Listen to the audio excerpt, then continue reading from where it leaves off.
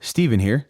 And before we start the episode, we first want to thank Erica Berry and Macmillan Publishing for the opportunity to give away one hard copy and one audiobook of Wolfish, Wolf, Self, and the Stories We Tell About Fear. As promised, we would announce the recipient of the giveaway items on episode 117. So here we are. The winner of the Wolfish giveaway is Nadra. Instagram handle is NADRAMABROUK. DM us and we will get those items shipped out to you ASAP. Thank you all for participating. We can't tell you how much we appreciate your comments and you sharing it with your friends. It really helps us get the message out to new folks. Thank you, and thank you again for listening. This episode of the Wolf Connection podcast is sponsored by Wolfish by Erica Berry. The audiobook is read by Alyssa Lamb and is on sale now. Download Wolfish wherever you get your audiobooks and start listening.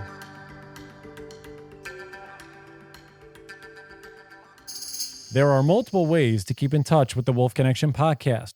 Through our Instagram handle, the Wolf Connection Pod, and for comments and questions, send us an email to podcast@wolfconnection.org with your comments, questions, and guest ideas for Stephen and myself. You may hear your question answered on an upcoming podcast. Thank you for your support, and howls to you all. Welcome to the Wolf Connection podcast. I'm your host, John Calfa. Let's talk about some more.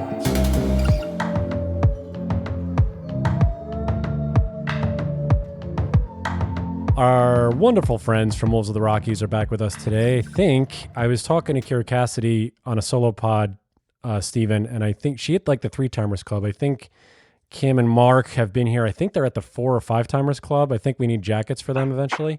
So they've been on for quite a good amount of time, but we always enjoy having Kim Bean and Marc Cooke back with us to discuss everything that's going on.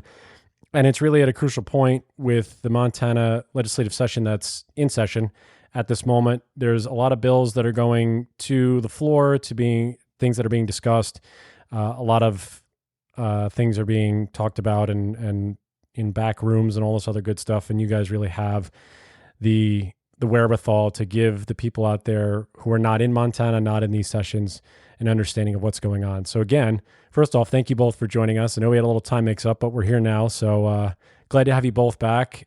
Kim and Marc, how are you guys doing first off? Everything good so far? Everything all right? You know, Marc, I'm just going to look at him. He looks tired. I know he's tired. And he should be. He's been busting his hump up in Helen on the Hill for weeks on weeks on weeks at this point. And, but I look young and youthful and happy.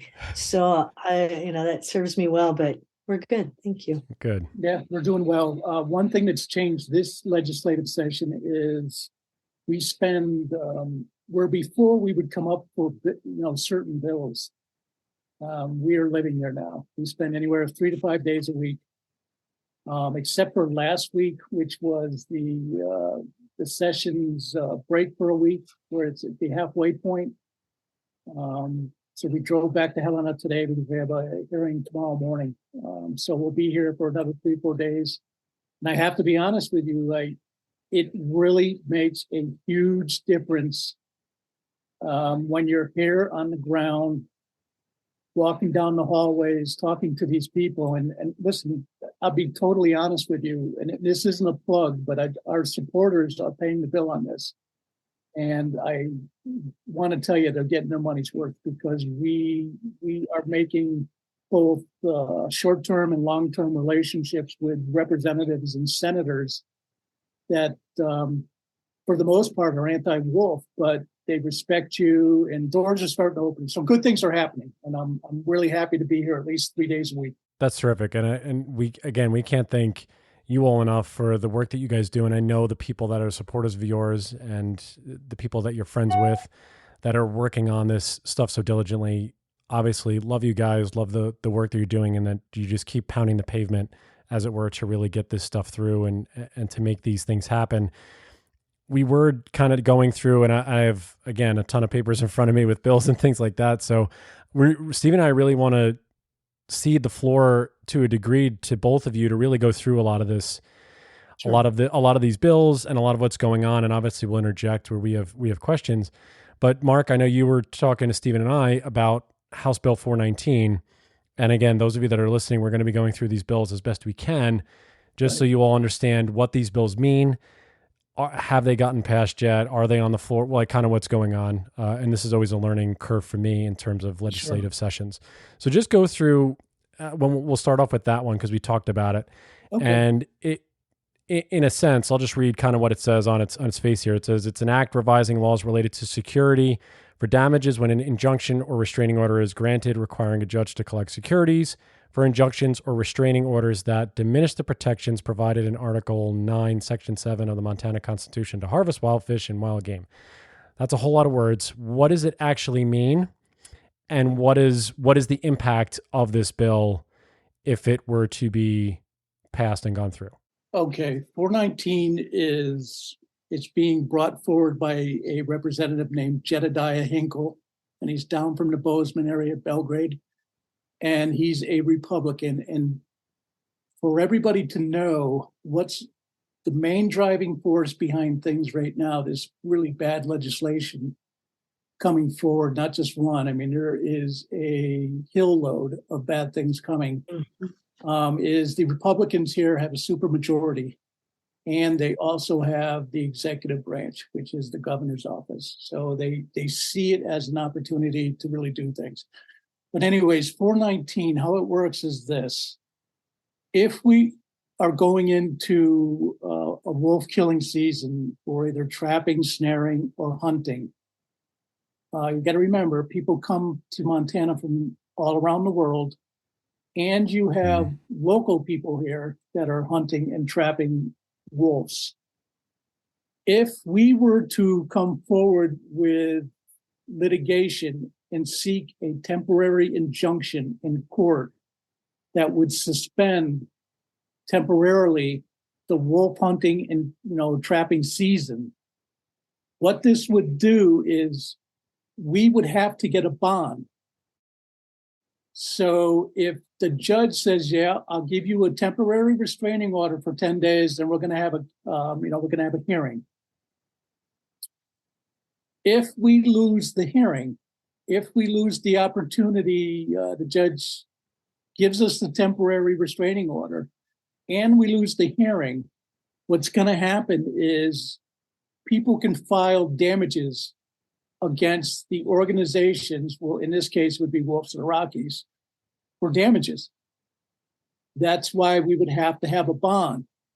And for large groups, that have really deep pockets, and I'm not complaining, we're doing very well, but for large groups that have very deep pockets, this doesn't really impact them. But for small groups that are on the ground, in the fight day in, day out, this is huge. Because now it's one more hurdle. We have to come up with money. We have to find an agent that will carry a bond, which I'll be frank with you, I've never done before. We reached out to our attorney and he's looking into it. But those are things that we would have to do. So not only would we have to be paying attorney fees, we have to pay some kind of bond.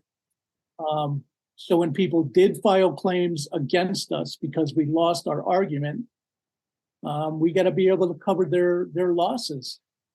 And in a sense, I understand where they're coming from, but I think a lot of this is being driven by out of state and the outfitters, quite frankly.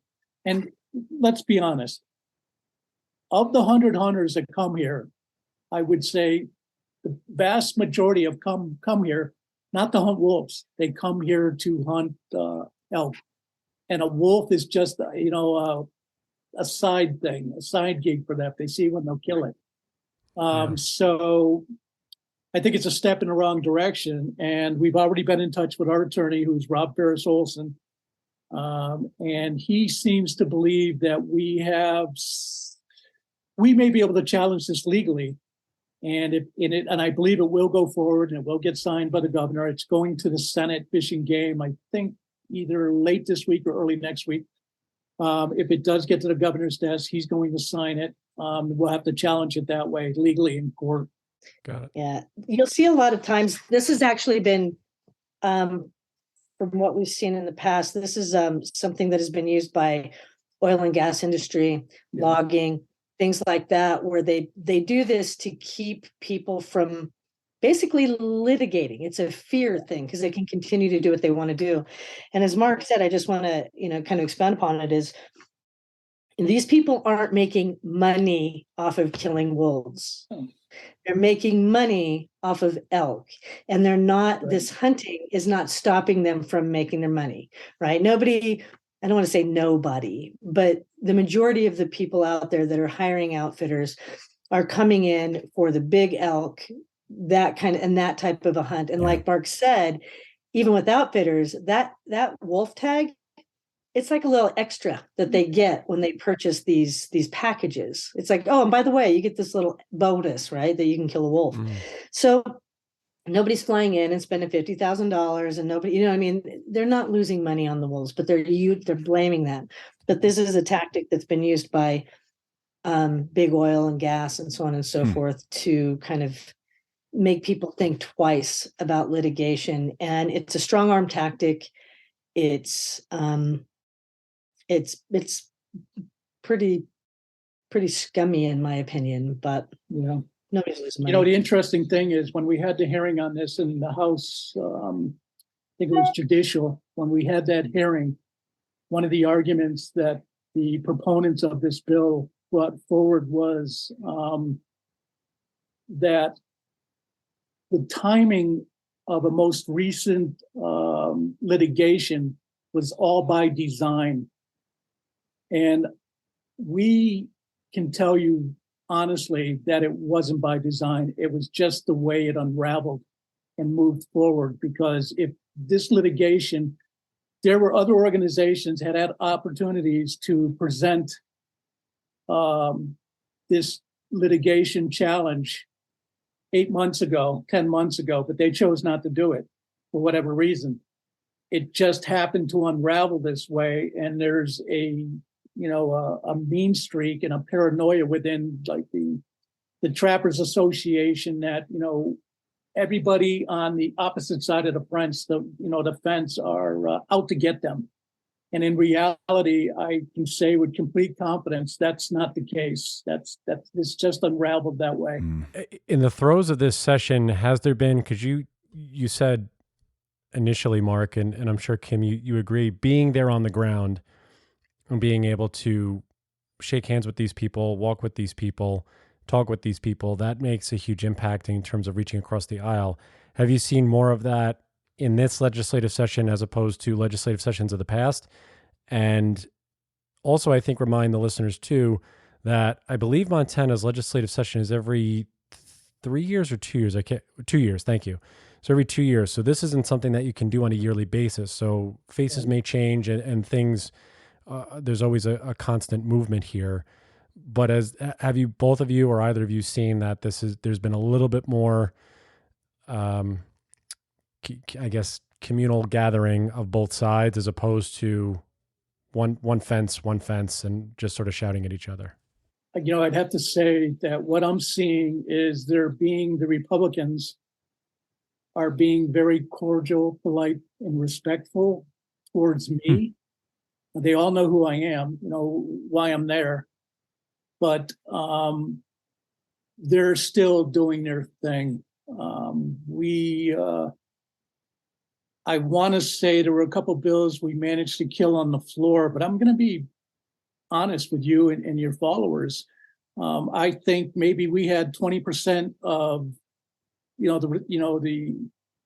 the responsibility of killing those bills. I think they were killed by the governor's office, and I think they were killed by Fish, Wildlife, and Parks. Now, can I prove that? No, I can't. But reading the tea leaves, I don't think they didn't do this for wolves. They did what they're doing and this is what a lot of this stems for, is the delisting of the grizzly bear. They want to get grizzly bears delisted.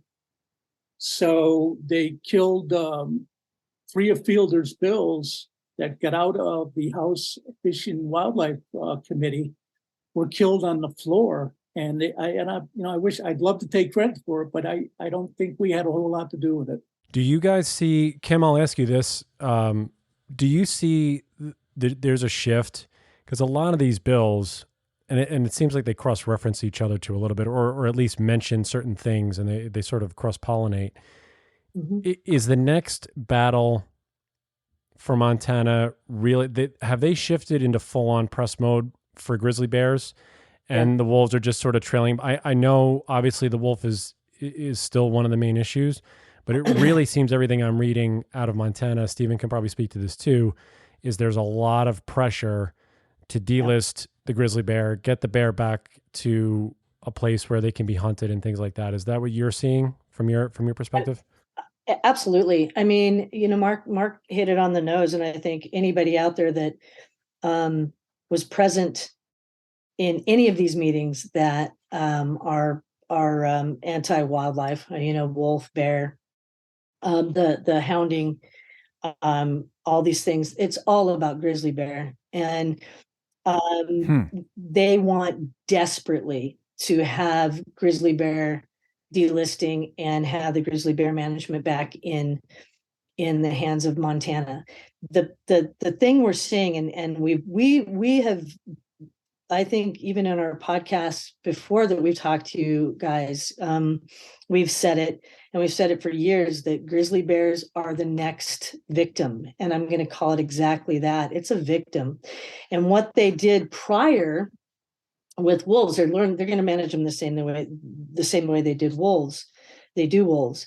The difference is they kind of, in my opinion, and Mark, you can correct me if you think I'm wrong here, but they looked, and the way they had to come up with bills over the years to kill wolves in different ways, to manage them, as they call it, in different ways. They've had to keep doing this every 2 years, right? And add something else, put something else in their toolbox. I think what they've been trying to do the last couple of sessions, especially with this idea that they were going to delist grizzly bears, is they start and they're like, no, we're not going to do it the same way. We're going to get these bills on, we're going to get these bills into law before we delist, so that we've already got our toolbox full. And so that's what they've been trying to do. That's literally it. And it's, in some cases, I'm sitting back going, keep making those laws, boys, because I'm really thinking, with the letter that Martha Williams put out a few weeks ago to the director of Fish, Wildlife, and Parks, Hank Warwick, was to say, there's a little shot across the bow that says, we're watching. We're watching what you guys are doing. You've got bills out there from previous sessions that are just going to, kill grizzly bears. We see you're creating more laws that are going to kill more grizzly bears. You might want to put your legislation in check, kind of a thing. I mean, that's my way of looking at this letter that Martha sent. So, yeah, grizzly bears are the major target. We're seeing that big time, but wolves will continue to be, that loathed animal, within the structure that's there. They just want predators to nothing. They want them down to that tiny little ceiling that was created by them back in the day, and they're hellbound to do it. And what about Bill 372, another bill we're looking at that you sent us? Okay, 372 is a Fielder bill, Representative Paul Fielder. Yeah, and he's got a huge amount of sponsors, or co-sponsors. But what you got to remember is what I said earlier. There's a supermajority, so it's no problem for him to have this. And what 372 does is already being done, but what it says, our Constitution currently says something. This is verbatim, but says something like, you have the right, as a Montanan, to harvest wild fish and wild game. Mm-hmm. Fielder's bill is saying, you have, as Montanans, now this is a big thing, the preferred manner of managing wildlife will be hunting, trapping, and snaring. Fishing too will be in there. That is your heritage.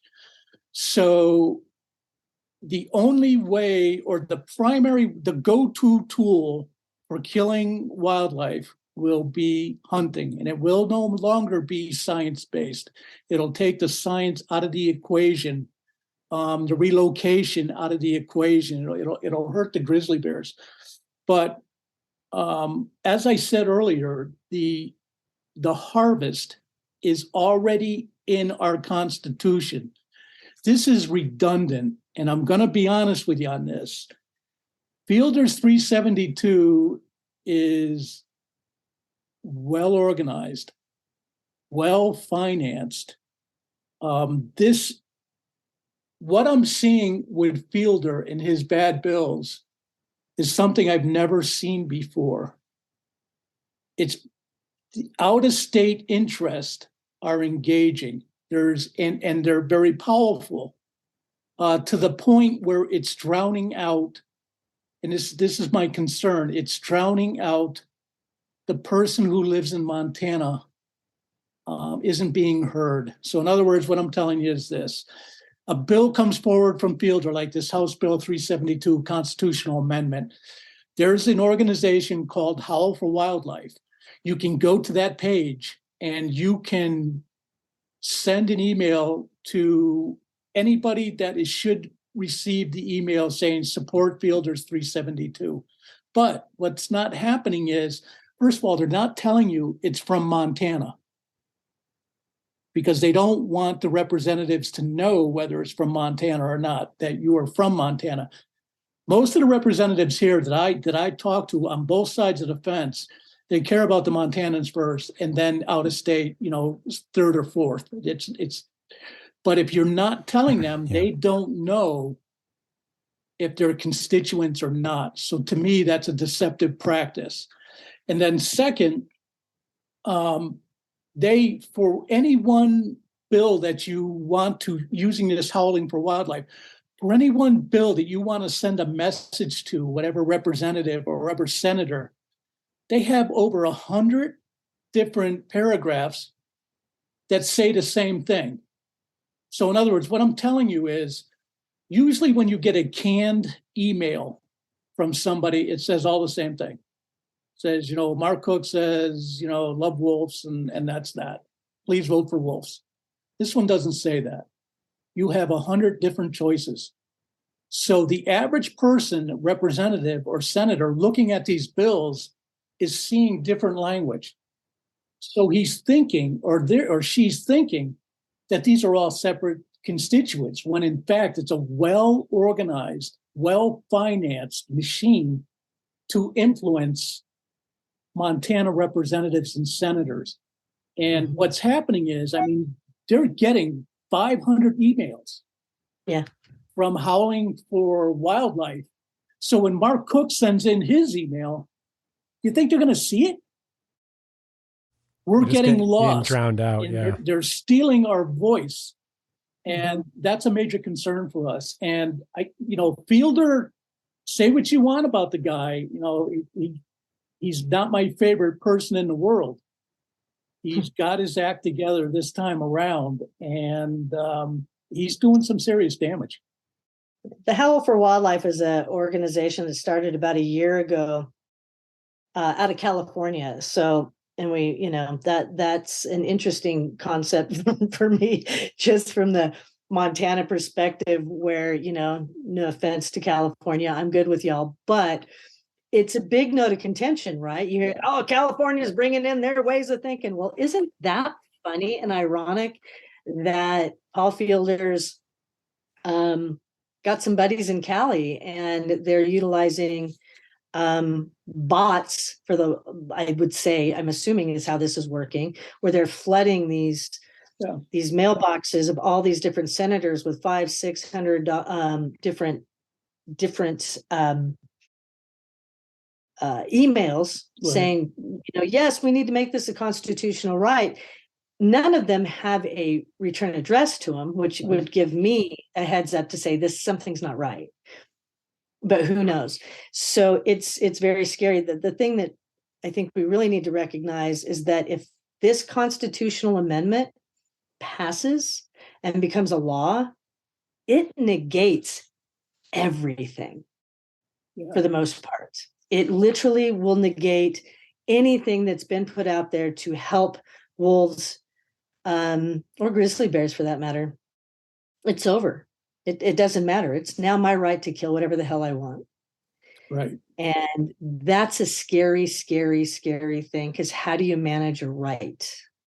Right. And think about this, guys. If this bill passes, and the governor has no say in the process of this, it gets to an initiative, it passes the initiative. Think about this.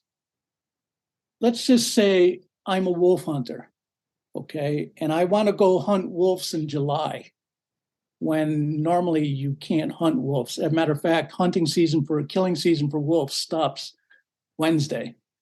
Will be the last day. So let's say in July, I want to go kill wolves, and I am arrested or given a citation by FWP. I can challenge that citation because I'm being told that it's my right under the Constitution to hunt, trap, and fish. So it kind of messes with some of the science-based reasonable, and I don't want to see any wolves killed. I don't want to see any grizzly bears killed. That's where I come down on this. But it takes away that luxury of the commission and Fish, Wildlife, and Parks to be able to say, no, there will be no hunting in Montana from March 15th to September 7th or so. So there's a lot of bad things in this. And let me tell you what we're trying to do, or we're thinking about doing. We're going to let the cat out of the bag here. You can do this thing with Montana Fish, Wildlife, and Parks Commission. It's called you petition the commission.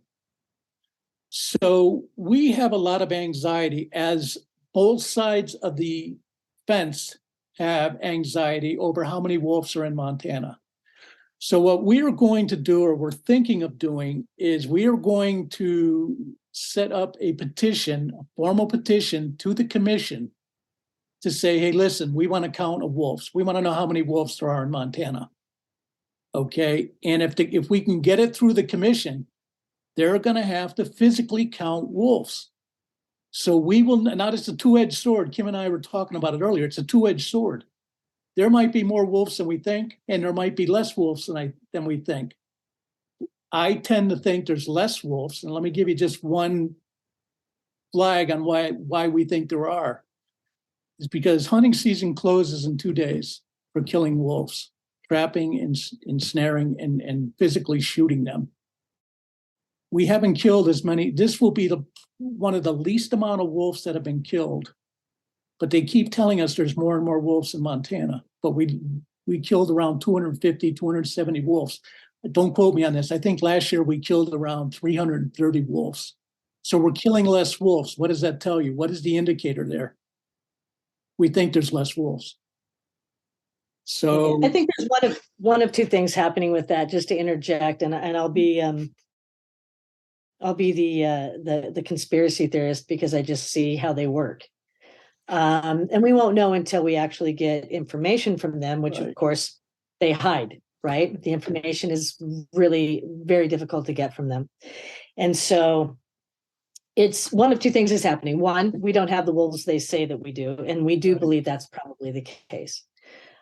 They've even said numerous occasions, starting on August 25th of last year, we heard the new guy, I forget his name, sorry, at FWP, took over, Wakefield, got up and he said, yeah, we really don't know how many wolves we have. His words, not mine. So I'm like, flag, right? You don't know how many wolves you have, but you want to kill a percentage of the wolves you don't know you have. Same conversation that we've had before. So my concern is, A, we don't have the wolves that you say we do. However, are we hiding things? So is there some dishonesty going on within the department, within the numbers game, within their, is that what's going on? So there's one way to prove that, and that is if they would stop closing the door on people and put the information out there like they have to say, this is the area, not the region, because they're really giving us no information anymore, which means there's no transparency. They don't even have to know. So it's either you're hiding information from us, and we have found discrepancies from past hunts. So that's always a possibility. But if they would stop hiding information, it would sure make life a lot easier and have that transparency. We wouldn't be questioning their integrity and their intent. And I think intent is probably the key word. What is your intent? Right. So I'm being more aggressive, I guess, in how I see things, mainly because I don't trust them. I'm still curious about this distinction between the change from the word opportunity to hunt versus the right to hunt. It seems subtle, but based on what you're saying, it's a very serious change with serious implications. I think I looked it up before. Over 20 something states have this right. So if Montana signs on, it'll be close to half the country. But the last line says something along the lines of regulations, or the right is still subject to all regulations enacted by whatever public agency or commission. Is that a way for science to get into the equation, or? It's a good question. You got to remember when Gene Forte took control as governor, one of the first things he did was squash FWP from using science anymore. And I'm not making fun of him here, but this is a guy that thinks the earth started 5,000 years ago. Creationist. So there's some abnormal thinking here. And if you listen, there's a representative, his name is Butcher. If you listen to him, okay, you guys have been following this a long time, as a lot of people have. I'm sure you've heard the phrase more than once that was pointed towards our community, said, oh, they're moving the goalpost again. Yes. Okay. Well, now what they're doing, and I say they, the Republicans in the current legislation, is they are moving the goalpost. What used to be the floor of 150 wolves is now the ceiling. That's where they want to go. Okay, so they're moving the goalpost. And if you get a chance, look up Representative Butcher. I don't say this about very many people, but he's not a very bright man. He's kind of ignorant.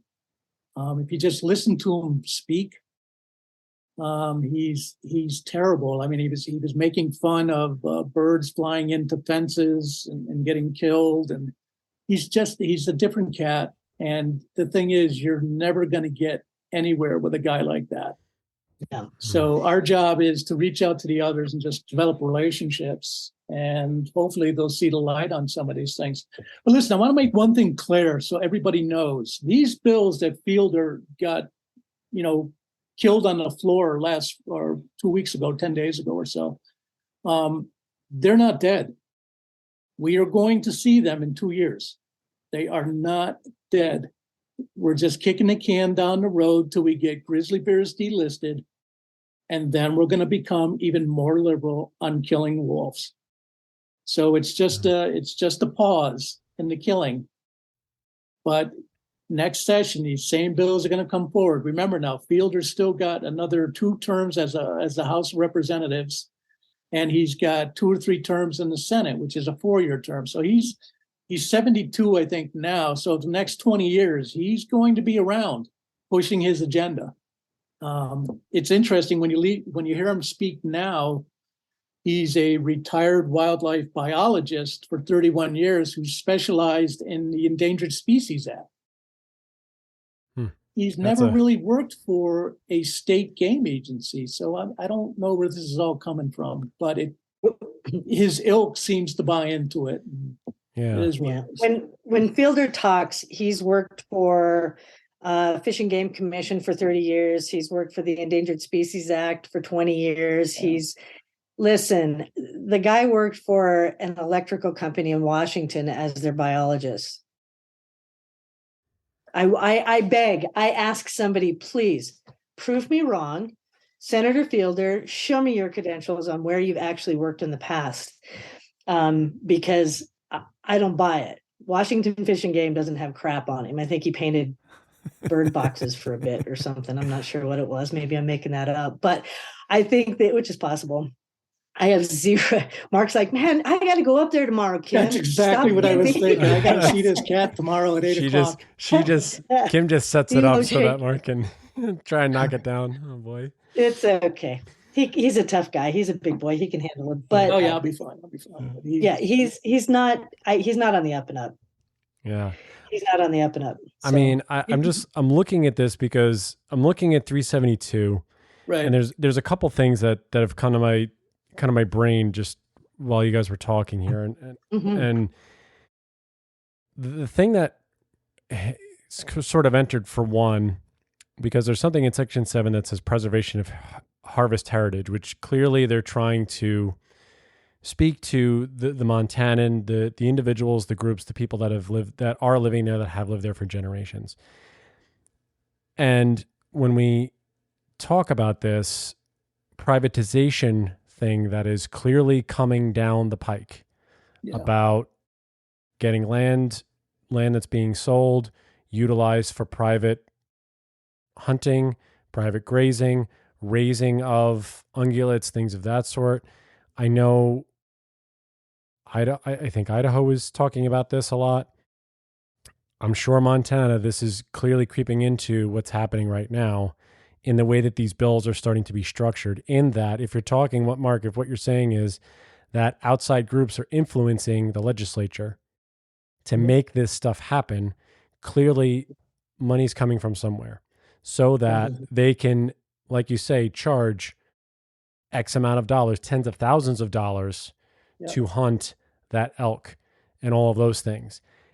Also, in line with that, with 627, where they're talking about allowing the use of snares for trapping wolves outside of grizzly bear recovery zones.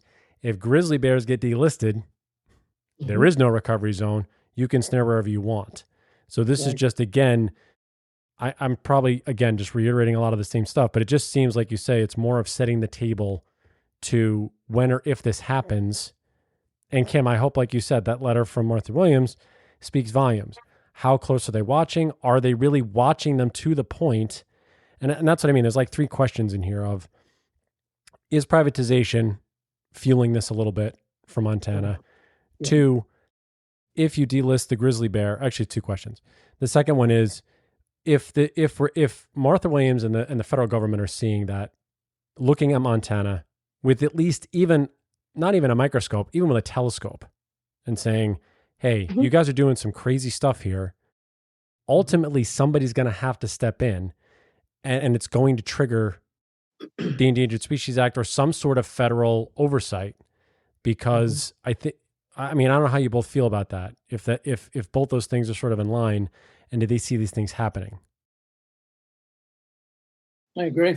They are coming, and I think what's going to happen, or what needs to happen, is there needs to be a national plan to protect carnivores, because the states aren't going to do it. The states, unless the state wildlife or game agencies decide to be structured differently for revenue, it's not going to happen. The hunters and the outfitters are running the show, and the departments, whether it be Montana Fish Wildlife Parks, Idaho Fish and Game, or Wyoming Game and Fish, they get all their revenue. They're from the hunting industry and the fishing industry. They're not going to jeopardize that by allowing a non-consumptive, wildlife-friendly, or enjoying person to influence the outcome of any of their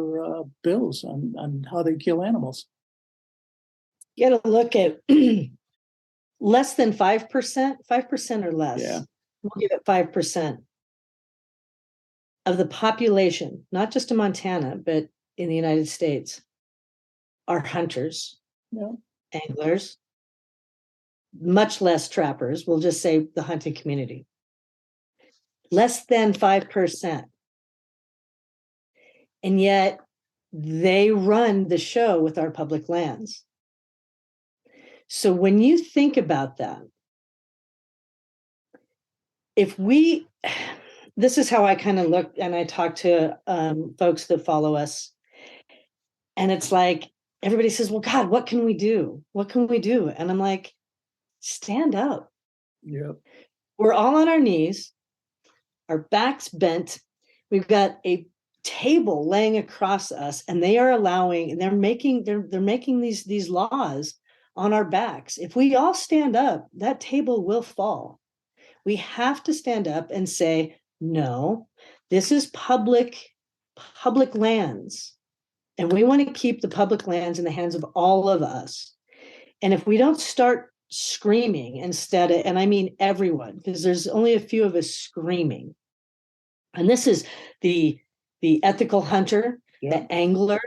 These are everybody that utilizes our public lands. Your snowmobiler, your backpackers, your hikers, your what have you, bird watchers. Everybody needs to recognize that our lands are going to go away, and it will be a pay-to-play system. Yeah. And, it is about privatization. And I mean, it's about money. It's always about money. And you're going to make a crap load more if you have some very wealthy cat buying a whole crap load of public lands that they can now, all these ungulates show up on the land. Well, now he can, you've got outfitters are going to pay to be on that land. And they can make it however they want. It's a great game farm idea. Look at Texas. They're fantastic on how that works down there. I mean, it's a lot of money. Yeah. I mean, is there any discussion amongst the hunting community? Because I think when we spoke to Casey York, she mentioned this. We've spoken to a couple other organizations where it seems that some of the hunting public, though, is catching on to this and understanding that they're getting priced out just to get a tag for shooting the deer or the elk that they've been shooting for generations, let alone going out to shoot or hunt or angle, whatever it may be. So clearly their fees are going up. Have either of you seen this realization happening in real time, or the mood changing in some of these organizations, some individuals in these organizations, some individuals, period, to understand the way this is tracking? Because it's not as though it's being done behind closed doors. Some of it might be, but most of it's pretty much in front of everyone's face, which is why, Kim, like you said, the federal government is watching and looking. That wouldn't happen if it wasn't being done in front. Marc, I know you wanted to jump in there. No, there's a bill coming forward. I think it's by Representative Joe Konauer. And the bill is to give transparency. It mandates Montana Fish, Wildlife, and Parks be more transparent in the out-of-state licenses that are sold. And when you say out-of-state license, for the most part, what you're talking about is outfitters. So you're commercializing our wildlife for out-of-state people because it brings more revenue to Fish, Wildlife, and Parks. But that revenue, the out-of-state licenses produces around, I think, an out-of-state elk license, combination elk license at around $1,000, $1,200. And you mean because if you're out of state, you have to hire an outfitter, or you don't have to? You're not mandated, but if you're going to think about this, if you're going to come to Montana, you're going to spend, say $1,100 on a license. You're going to spend, $1,000 to fly here. You're going to spend for a car. You're going to spend for everything you need to get around here. Right, so they feel like they have to find elk at that point. Yeah. So, I mean, it's logical. I mean, unless you're a wild man, and here's the other thing you got to keep in mind. Those licenses that are being sold for $1,000 or more is taking away opportunity from the native Montanan who's paying, whatever a license is for an elk here, $50 or something like that. Sure. Yeah. So what I'm telling you is the department is caring less and less. Fish, Wildlife, Parks cares less about the native Montanan And they're more about the Safari Club, the Rocky Mountain Elk, the Montana Outfitters and Guides, because it produces more revenue for them. So they're losing their way. And I'll be honest with you, there's a lot of smart guys and ladies at like the Montana Wildlife Federation, backcountry hunters and anglers. They see what's going on and they don't like it one bit, and they're getting engaged. So I think the man behind the curtain pulling the levers is being exposed. Mm-hmm. And I believe they are actually going to be an ally. I mean, I already see it happening. They're going to be an ally with conservation groups like Wolves of the Rockies and others. I see it happening. I talk to these cats. Yeah. Yeah, really? It's happening. Really? That is a big move. Wow, that would be huge. Let me tell you. They're talking more. That'd be a big relationship. Yeah, no, it's definitely happening. I just say you see them actually. I'm trying to think of it, my brain just lost the name of the group, but where they're like, hey, public lands, you guys, you got these outside entities coming in, but they're talking about the public lands issues. They're talking about the out-of-state issue, and it's not that they don't want people from out of state coming in. It's the fact that it is taking away. What I did find really interesting, though, Mark, and I think you can attest to this more than anybody, but last legislative session, if you even remotely brought up being from out of state, oof, they were ready to slit your throat. Seriously, it was like, cut your head off. Don't do it. We don't want to hear about, Yeah. Isn't it funny, though? This session, yeah, the out of state, it's different. Now they're talking about laws to bring in out of staters. Right. Now we got to accommodate the out of stater. So 2 years has passed. What's happened in the last 2 years? Right. New governor. Yeah. His agenda is pretty big, and it's pretty basic, and it's pretty obvious. And the thing that's remarkable is that FWP and the legislation was all about Montanans and making sure that we took care of the heritage and we take care of, our own. Now they're throwing their own under the bus for the sake of mighty dollar.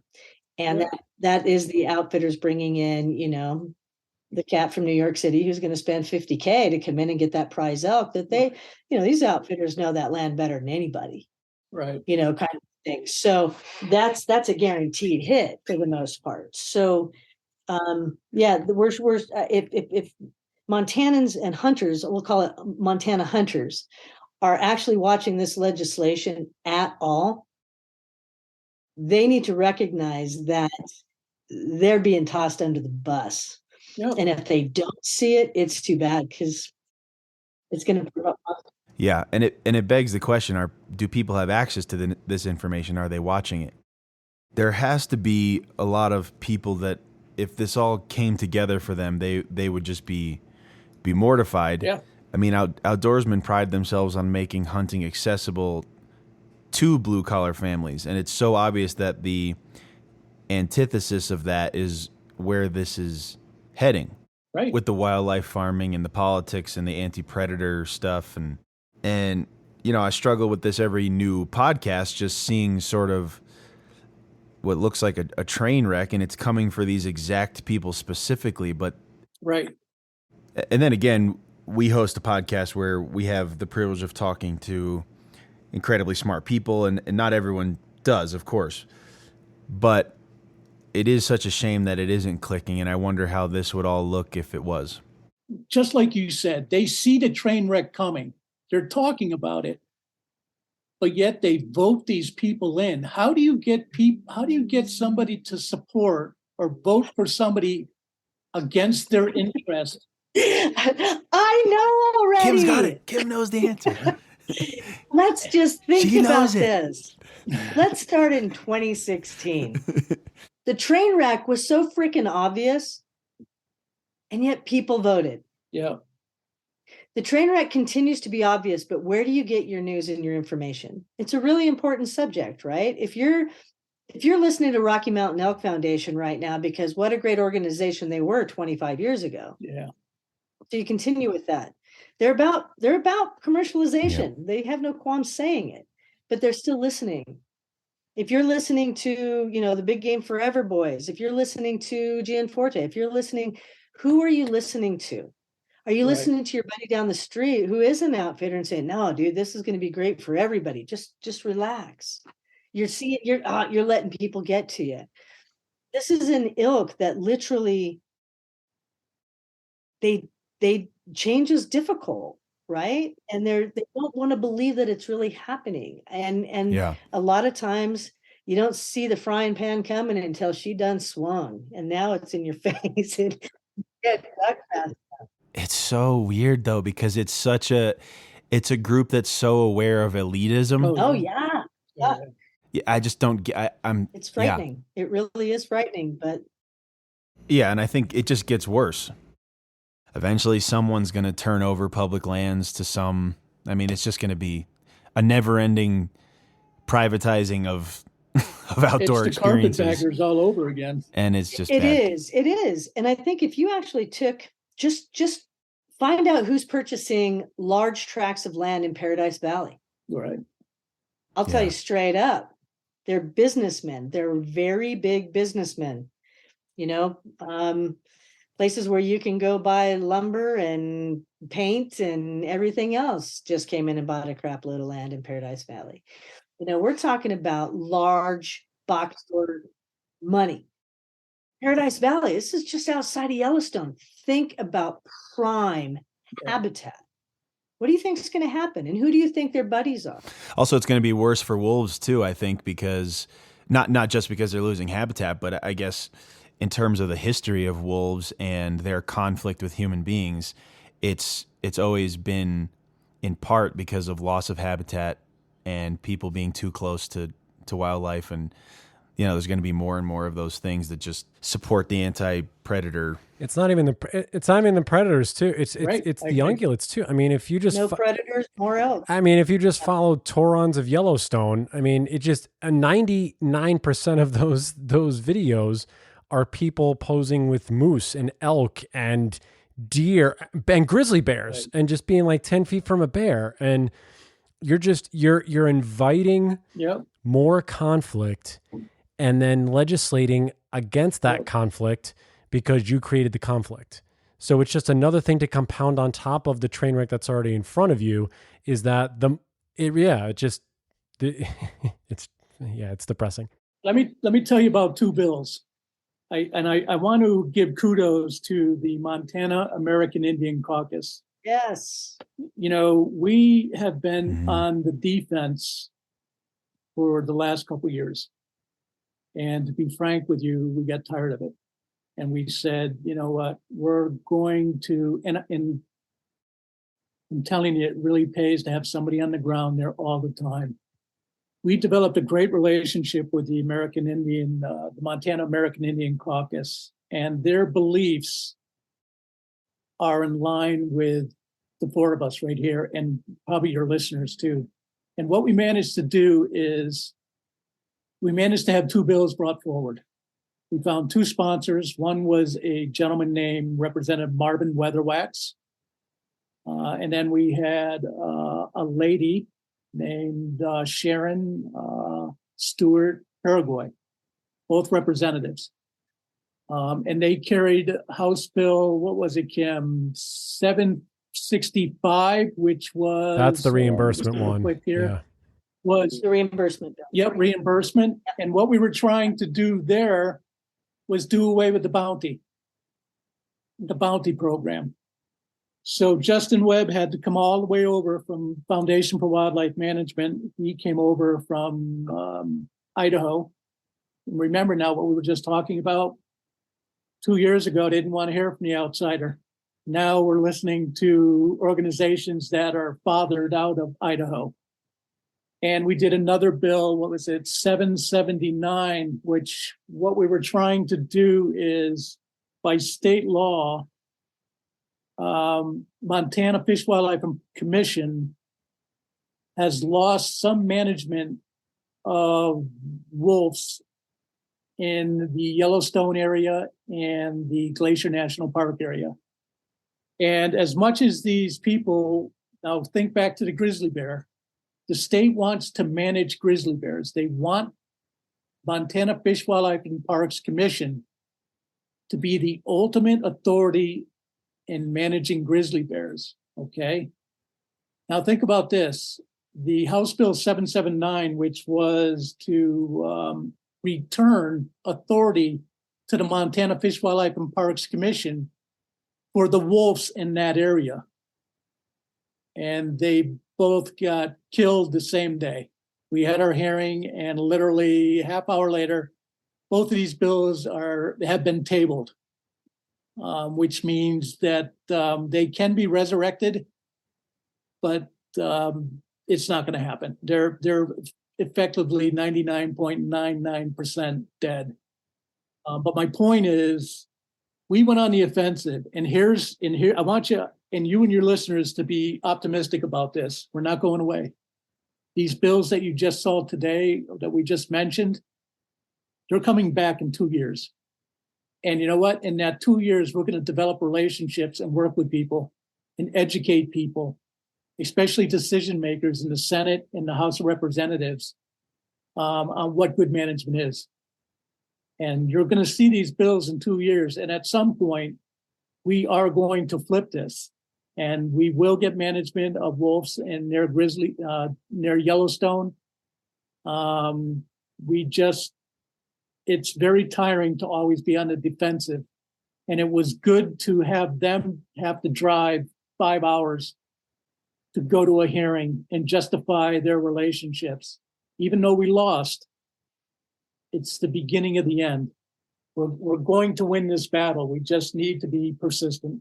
Yeah, just to say on those really quick, on those two bills, the outcome or the amount of people that came out as proponents for our bills was astronomical. Yep. I mean, astronomical. You had Justin Webb was the opposition, yep. And which again, it's just kind of an interesting. You understand the party line aspect, but we had the entire American Indian Caucus. It's like 15 people. 15 people that stood up and said, this is not right. Yep. We should not be having bounties, blah, blah, blah. This is, and then named off every one of them. It gave me chills just to know that these are good people. These are wonderful people who believe in all the right things. Right. And these are guys that are outfitters. Don't get me wrong. We've got people that are on there that are outfitters. So they're not opposed to the killings of wildlife, but they're opposed to the way things are going down. Right. So that was phenomenal. And the amount of people that came out and spoke up for these bills. Yeah. Just everyday people, and then the organizations, defenders, the NRDC, the Endangered Species Coalition. It was like great. Kim said, it's ironic. We have one person opposes the bounty program. You have 50 people or 40 people or 30 people support doing away with the bounty program, and then it's party line vote 6-13. Yeah. Republicans are for it, to keep it going. And the Democrats are saying, no, this isn't how you manage wildlife. So my takeaway from this is votes have consequences, folks. Vote for people that are pushing your agenda, and my agenda and our agenda is wildlife. So let's get them in, let's get them elected. Yeah. This all brings up, I think the $1 million question for me, at least, is the North American model of wildlife conservation. I mean, I think many people would say that it has issues, right? But then there's a large group of people that would consider it to at least be the best in the world. But then I think this is going to be a really hot topic in the near future, because I'm seeing articles come up from different media sources, just kind of talking about who's testing it, who's trying to change it, what ideas are coming up. But I think has it been a challenge for folks to come up with a new system, a new way to do it? Why is it so difficult to come up with a better system, or is it not, and they just never see daylight? I mean, is it simply taxing other industries, more recreational industries, just getting more people, finding more sources to fill the pot? Or I mean, what do you guys think the answer to this is, or are there good ideas floating out there? I don't know. Look at the wildlife. Look at the wolf stamp. Okay, just really quickly, the wolf stamp was a long-term sustainable funding from the non-consumptive community to help Montana Fish, Wildlife, and Parks manage wolves, non-lethal. How did that? How? Say more about that. Okay, there was a guy named You don't Blake see it. Hennings.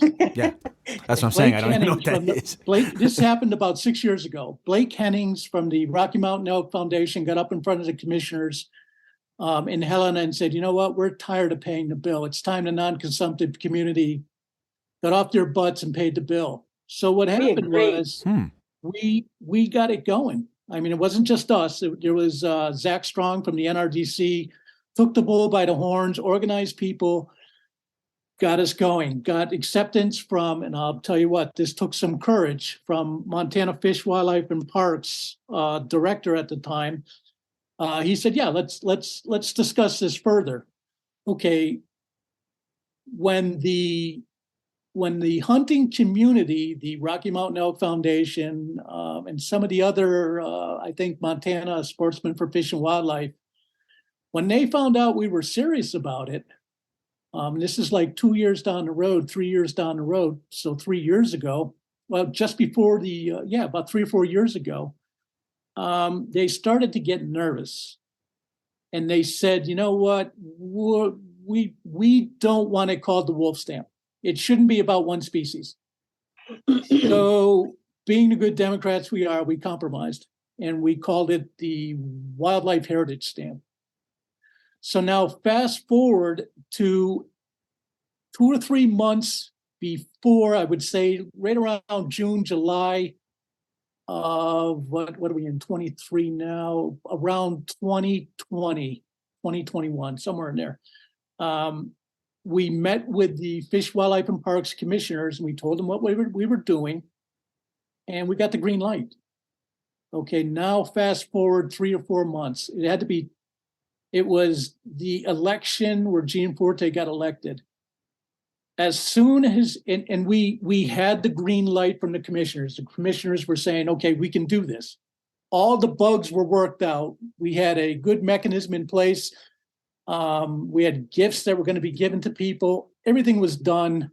The revenue would have started to come in, and all the groups that were involved with this were going to support it and promote it. So money would have started coming in almost immediately. So Gene Forte gets elected. He gets elected in November. We're supposed to go before the commissioners in December, right around December 7th or 15th, somewhere in that time frame. They kill it. Why'd they kill it?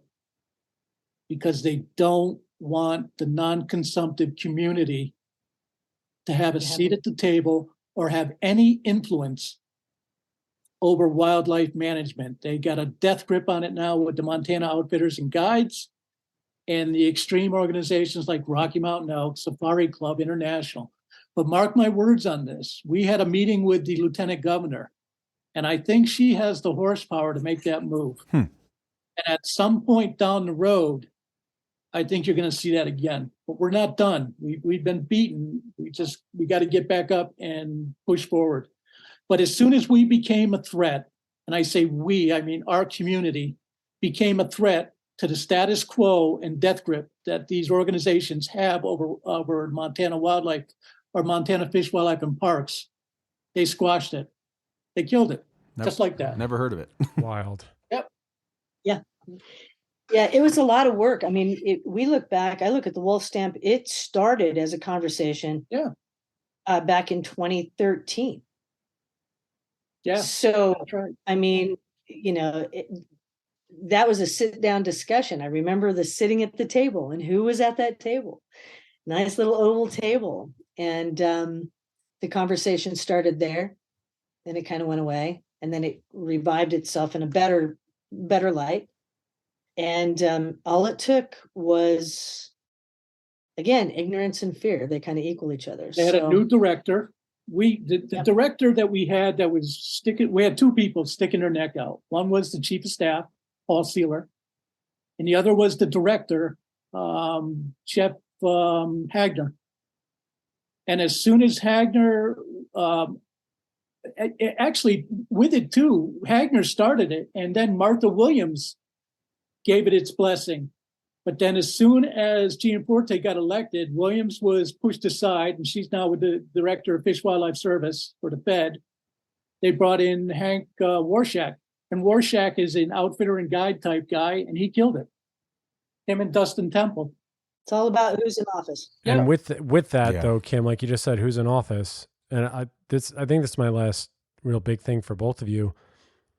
Do you think, with the oversight that's or with the view from the federal government that's happening, because Martha Williams was in this, she's left it, she's now part of the U.S. Fish and Wildlife federally. Is there a glimmer, or is there an idea that if this all goes the way we think it's going, these bills get passed, the extreme continues to happen, are they going to step in? One, two, are they ever going to release the Wolf Report? Because those, I think, are the two things that if I'm trying to square the circle here, if you say you're looking at the practices that are happening, that is ultimately leading to the demise of some of these species, the way to really halt all this and almost hit the reset button would be to bring out that report and say that they need to be relisted throughout the contiguous United States, and then also halt this delisting of the grizzly bears because of these practices. I don't know how you guys feel about that, or what, if you think that it's smoke and mirrors or just a show to a fake strong arm situation from them. I'll speak, and then I'll let Marc actually roll that up. But I think that, we've been waiting for a year and a half for that report. The year that they had to do this report, we're at over a year and a half now. And we thought about this each step of the way. It's like August, it'll be done in September. No, they're going to wait till to the election. No, that didn't happen. Right. Well, now then we hit legislation in Montana. So now it's like, okay, are they going to wait to see the moves that are going to be made by FWP in the legislation? I think that letter from Martha was, as been stated, a shot across the bow to say, hey, you have opportunity from this bill you guys passed 2 years ago. That's illegal, for one, certain things that have occurred, but you've got an opportunity with your legislation to make changes. So I know that she's watching, the Fed is watching. How closely and what they plan to do with that, I don't know. Will it have anything to do with the report? I sure as hell hope so. It should. We've got legislators like Butcher and Fielder and this ilk that's saying, they're not going to delist a grizzly. We don't care. Keep doing what the hell we want done. Kill these damn animals. Get these bills passed. And then we have the others that are, you see a definite split in the Republican Party. Then you have the other half that's definitely siding with the governor, going, now let's time out. Let's try to not rock the boat too much. We still want to leave the door cracked, as Fitzgerald said, Chair Fitzgerald. We want to leave that door cracked with the Fed so that we can maybe hopefully make changes with the grizzly bear delisting. So we see a definite fracture in the party in Montana. Some that are saying, don't give a damn about the Fed, screw them, they're not going to do anything.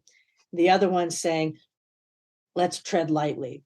I think whatever happens in this legislative session with these bear bills, I personally believe is going to have an impact on not only the grizzly bear delisting, which is the big concern, right? But with the amount of wolf bills, and those were mentioned in Martha's letter, I think that they continue to push and they continue to play this game with wolves. I think it has the ability to impact that year review. But the silence is deafening and it's painful, and a crap ton of wolves are dying because they're waiting for a state, 3, but we'll just call Montana right now, that literally should have their children taken away from them because they are crappy parents. And in any other situation, they obviously cannot manage this. And so the longer they wait, the more animals die, the more issues that are going to arise, the more bills that are being passed. And so I'm hopeful. Cautiously optimistic would be a good way to put it. Mark? I think there's going to be, this is my prediction. I think they're going to continue to hammer these wolves to a lower and lower number. And listen, no one knows better than Martha Williams about what's going on with wolves. And I think if the number gets too low, she will relist. But she's got to have legal ground that she can defend in court to relist. But here's what really that concerns me too, but I think you're going to see a couple other things play out. I think with the grizzly bear not being delisted, if the Democrats do not hold the president's seat, you're going to see Daines put a bill forward. I mean, he's chomping at the bit now, put a bill forward to delist grizzly bears similar to the way they delisted wolves. Okay, almost verbatim. And then what they're going to do is that will probably get through. And then what they're going to do is they're going to go after the Endangered Species Act. And they're going to eviscerate that. And that's my major concern. And that's why it's so important that we start voting for people who support wildlife. And I'm not saying all Dems do, but I'll tell you what, they care a lot more about wildlife and the outdoors than the Republicans do.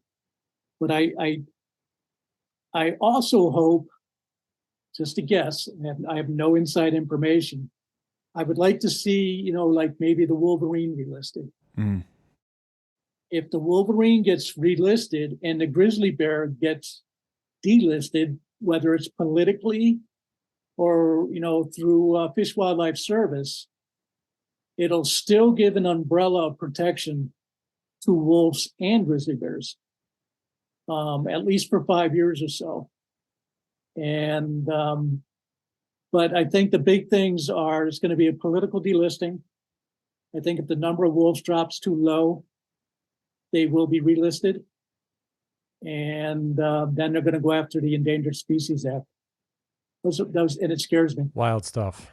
There's just a lot of wild stuff going on right now. And like you said, I hear cautious optimism from Kim and Mark. I can't disagree with what you're saying too, because we seem to be again rolling down the tracks and the train wreck just keeps getting bigger and bigger and bigger. For those that are listening, what's the best way for anyone to, one, look at these bills and really take a look at Montana legislative session, and when will we know if or when all of these things will be approved and things like that? Where can people go to find out all this information? Oh gosh. Just, to be honest with you, we are pretty dialed in on what's going on in Montana and Yellowstone. If you follow us on Facebook, you will be updated frequently.